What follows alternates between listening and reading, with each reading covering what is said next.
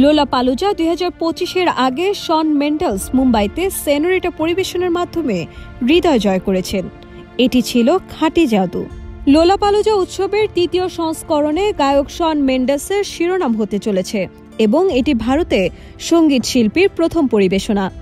শন Mendes 2025 সালে লোলাপালুজা ইন্ডিয়ার শিরোনামে থাকবেন। শন মেন্ডেস মুম্বাইয়ের রাস্তায় সঙ্গীতকে জাগিয়ে তুলেছেন। ভারত দ্রুত আন্তর্জাতিক সঙ্গীত শিল্পীদের জন্য একটি গন্তব্যস্থলে পরিণত হচ্ছে, যারা দেশের সঙ্গীত অনুষ্ঠানের শিরোনামে ডর্জন ডর্জন আসছেন। সম্প্রতি কোল্ডপ্লে এবং দুয়া লিপার মতো প্রতিষ্ঠান ভারতে বিশেষ কনসার্ট করেছে এবং লোলাপালুজার সর্বশেষ সংস্করণের সাথে তালিকাটি আরও বড় হয়েছে।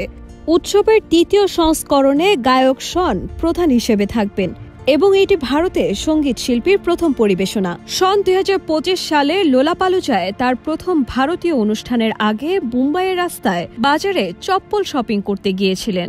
মুম্বাইয়ের রাস্তায় তার হাঁটাহাঁটির ভিডিও এবং ছবি অনলাইনে শেয়ার করা হচ্ছে এবং মেন্ডেস তার স্বাচ্ছন্দ্যময় আচরণের জন্য প্রশংসিত হচ্ছেন।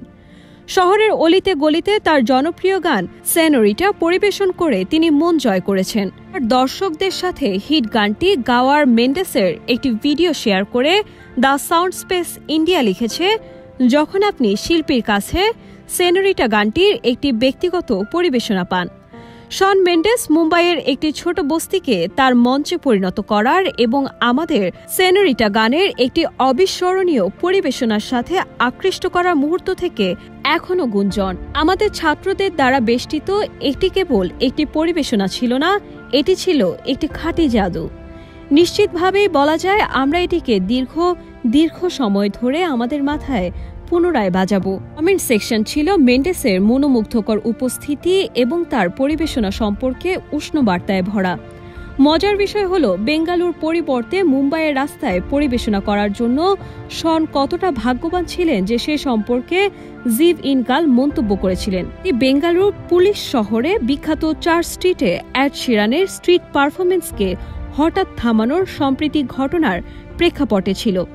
পুলিশ পরে স্পষ্ট করে বলেছে যে তারা কর্তৃপক্ষের কাছ থেকে পূর্ব অনুমতি না নেওয়ায় তাদেরকে তাদের পরিবেশনা বন্ধ করতে বলা হয়েছিল। যাই হোক, শিরান তাৎক্ষণিকভাবে স্পষ্ট করে বলেছে যে অনুমতি নেওয়া হয়েছিল এবং বলেছে আমাদের বাস করার অনুমতি ছিল, তাই আমরা ঠিক সেই জায়গায় খেলা করছি। আগে থেকেই পরিকল্পনা করা হয়েছিল, এটি কেবল আমাদের এলোমেলোভাবে উপস্থিত হওয়া ছিল না। মেন্ডেস ছাড়াও লোলাপালুজা ইন্ডিয়াতে Green Day, Louis Tomlinson, Glass Animals এবং নাথিং বাট থিপসের মতো শিল্পীরা মুম্বাই আসবেন।